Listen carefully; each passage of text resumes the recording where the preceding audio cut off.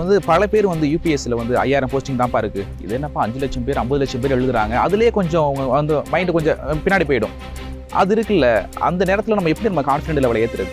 நான் என்ன நினச்சிட்டேன்னா, let us assume நமக்கு 5 lakh பேர் வந்து எக்ஸாம் எழுதுறாங்கன்னு வச்சுக்கோங்களேன். 1000 வேகன்சி தான் மொத்தம் இருக்குன்னு வச்சுக்கோங்களேன்.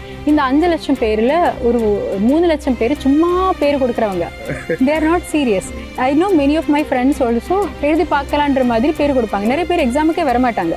ஒரு சிலர் எக்ஸாமுக்கு வருவாங்க, நான் ட்ரை பண்ணிட்டு வந்தேன், அடுத்த வருஷம் ப்ரிப்பேர் பண்ணுறதுக்காக இந்த வருஷம் எழுதுறவங்க இருப்பாங்க. எப்படி இருக்குன்னு ஒரு எக்ஸ்பீரியன்ஸ் கிடைக்குது. ஸோ அந்த ஒரு 3 lakh நமக்கு கவலையே கிடையாது. They are not our competition. So நமக்கு அந்த ஒரு 2-3 lakhs நாட் இன்ட்ரெஸ்டட் கேண்டிடேட்ஸ் நமக்கு கவலையே இல்லை.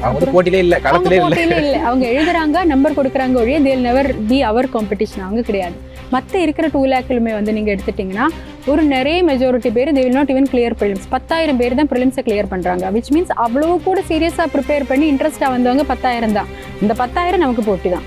10,000லேருந்து 1000 வரணும், 10ல் ஒருத்தர் ஆகணும். 10:1 தான். அதுதான், அது நம்மளால முடியும்னு நமக்கு ஒரு நம்பிக்கை இருக்கணும். அப்புறம் நம்ம நான் சொன்ன மாதிரி அந்த பிளானிங் இருக்கணும்.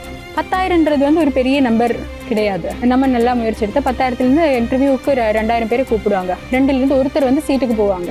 அவ்வளோ வந்தால் போதும். அதுக்கான பேசிக் ஒரு ப்ரிப்பரேஷன் நம்ம இருந்தாலே போதும். எனக்கு தெரிஞ்சு நிறைய பேர் வந்து ப்ரிப்பேர் பண்ணாலும் ஃபுல் அண்ட் ஃபுல்லாக இந்த சிலபஸ் கவர் பண்ணணுங்கிற ஒரு மென்டாலிட்டி அது அவ்வளோக்கு ரீச் ஆகுறது இல்லை. ஸோ சீரியஸாக இதுக்காக ப்ரிப்பேர் பண்ணுறவங்க வர்றாங்க. அப்புறம் கொஞ்சம் லக் ஃபேக்டர் கண்டிப்பாக இருக்கும், மேலே இருக்கிறது இருக்கும். பட் அது இட்ஸ் மினிமல். நல்லா நம்ம ப்ரிப்பேர் பண்ணிட்டோம், நல்லா டிசிப்ளின்டாக இருந்தோம், நம்ம அந்த கான்ஃபிடென்ஸோடு போயிட்டோம்னா எனக்கு தெரிஞ்சு கண்டிப்பாக ஏதோ ஒரு சாதாரண normal ordinary citizen with not much of training, not much of intelligence தாராளமாக எழுதி வரலாம். உங்களோட தாய்மொழி வந்து மலையாளம் ஃபஸ்ட்டு, ஆனால் நீங்கள் எங்கே அப்பாயின்மெண்ட் ஆகுறீங்க அப்படின்னா தமிழ்நாடு. அந்த லாங்குவேஜ் ப்ராப்ளம்லாம் எப்படி சமாளிச்சிங்க மேடம்? தமிழ்நாடு ஆக்சுவலாக Malayalis Tamil is not so different இல்லை. கொஞ்சம் ஓரளவுக்கு நமக்கு கேட்டால் புரிஞ்சிடும்.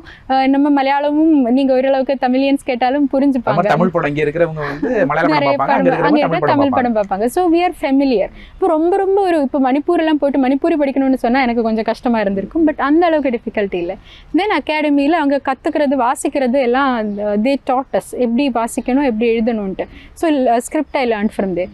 பட் மெயின்லி லாங்குவேஜ் நான் பிக்கப் பண்ணது ஒர்க் பண்ணிட்டு தான். பொள்ளாச்சியில் சப்ளைட்டராக இருக்கையில் டெய்லி மக்களை பார்த்து டெய்லி பேசி என்ன தெரியாதவங்க கூட அவ்வளோதான். கலெக்டர் மாவட்ட ஆட்சியர்னா அந்த மக்கள்கிட்ட வந்து என்னப்பா அப்படிங்கிற மாதிரி அந்த கெத்தா இருப்பாங்க அப்படிங்கிற மாதிரி இருக்கும். நீங்கள் வந்து யங்ஸ்டர் அப்படியே வித்தியாசமாக வந்து மக்கள்கிட்ட வந்து பரிச்சயமாக நீங்கள் பேசுகிறீங்க. அதனால தான் வந்து ரொம்ப ஃபெமிலியராக கூட ஆயிருக்கீங்க.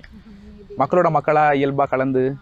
நான் சொன்ன மாதிரி நான் ஒரு ஆர்டினரி ஃபேமிலியிலேருந்து ஆர்டினரியான மனிதர். எனக்கு பெருசாக ஒரு எக்ஸாம் பாஸ் பண்ணதுனால ஒரு அவார்டு கிடைச்ச மாதிரி எனக்கு இல்லை. As I was before. இப்போது நான் அப்படி தான் இருக்கேன். ஐம் வெரி என்ன சொல்கிறது, எல்லாரும் கூட இருக்கிற ஒருத்தர் தான் நான்.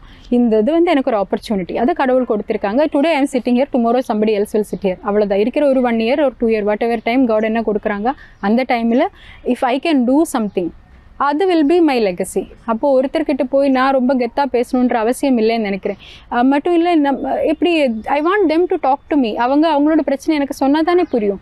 நான் போய் எனக்கு இந்த ஊர் தெரியல, நான் புதுசாக இந்த சென்ஸ் இப்போ கொஞ்சம் நாள் ஆச்சு. ஐ மீன் வென் ஐ ஜாயின்ட் இன் திருவாரூரை பற்றி எனக்கு தெரியல, டெல்டா பற்றி தெரியல, பேடிக் இது டீட்டெயிலாக எனக்கு கல்டிவேஷன் தெரியல. இப்போ மக்கள்கிட்ட நான் பேசும்போது தான் அவங்க தான் எனக்கு சொல்லிக் கொடுக்குறாங்க. இப்படி இங்கே ஊரில் பிரச்சனை இருக்குது, இந்த ஊரில் எனக்கு தண்ணி வரல, இந்த ஊரில் எனக்கு நல்ல அங்கே ப்ரொக்யூர் பண்ணுற நெல் வந்து டிபிசிக்கு சரியாக போகலை, அங்கே அந்த மாதிரி ஏதோ ஒரு பிரச்சனை அவங்க சொன்னால் தான் புரியும். அவங்க சொல்லணும்னா நான் அவங்களோட ஒருத்தர் இருந்தால் தான் அவங்க எங்கிட்ட சொல்லுவாங்க. ஆனால் அது அதிகாரிகள்ட்டையும் கேட்டு தெரிஞ்சுக்கிற மாவட்ட ஆட்சியர்கள் இருக்காங்க. நீங்கள் வந்து டைரெக்டாக மக்கள்கிட்ட வந்து கேட்டு தெரிஞ்சுக்கிறது தான் நீங்கள் சொல்கிறது மாதிரி அந்த ஒரு சக்ஸஸ்க்கான ஒரு இதாக இருக்கும். மேபி அதிகாரிகள்கிட்ட நான் தாராளமாக கேட்குறேன். பிகாஸ் தேர் ஆஃப்கோர்ஸ் எக்ஸ்பீரியன்ஸ், அவங்க ஃபீல்டில் இருக்காங்க. பட் இருந்தாலும் ஐ ஃபீல் நிறைய டேட்டா நமக்கு இன்ஃபர்மேஷன் வந்து மக்கள்கிட்ட நேரடியாக வந்துடும். வாட்ஸ்அப்பில் கூட நிறைய பேர் மெசேஜ் அனுப்புவாங்க, ஒரு இன்ஃபர்மேஷன் கொடுக்குறாங்க. நிறைய பேர் கூப்பிட்டு ஃபோனில் கூட ஏதோ ஒரு தகவல் இருந்தால் சொல்கிறாங்க. விச் ஐ திங்க் டைரெக்ட்லி நமக்கு கொஞ்சம் ரூட்ஸ் இருந்தால் தான். இதுதானே நம்மளோட ஃபீல்டு ஒர்க்கு. இது ஒரு ஃபீல்டு ஒர்க், இது ஒரு டெஸ்க் ஒர்க்காக இருந்தால் இப்போ கமர்ஷியல் டாக்ஸஸுக்கு இந்த அளவுக்கு தேவையில்லை. இது அது மாதிரி இல்லை, இது கொஞ்சம் வித்தியாசமானது. ஸோ ஐ திங்க் அது வேணும். எல்லா ஊர்லயும் அப்படி இருக்காது. மாவட்ட ஆட்சியராக நியமனம் செய்யப்பட்ட உடனே நெட்டிசன்கள்லாம் கொண்டாடி தீர்த்தாங்க. நீங்க பார்த்துருப்பீங்க பல ட்விட்டர், ஃபேஸ்புக் அப்படிங்கிறதுலாம். அது என்ன சொல்றது, it happened like that. அப்படிதான். Okay madam.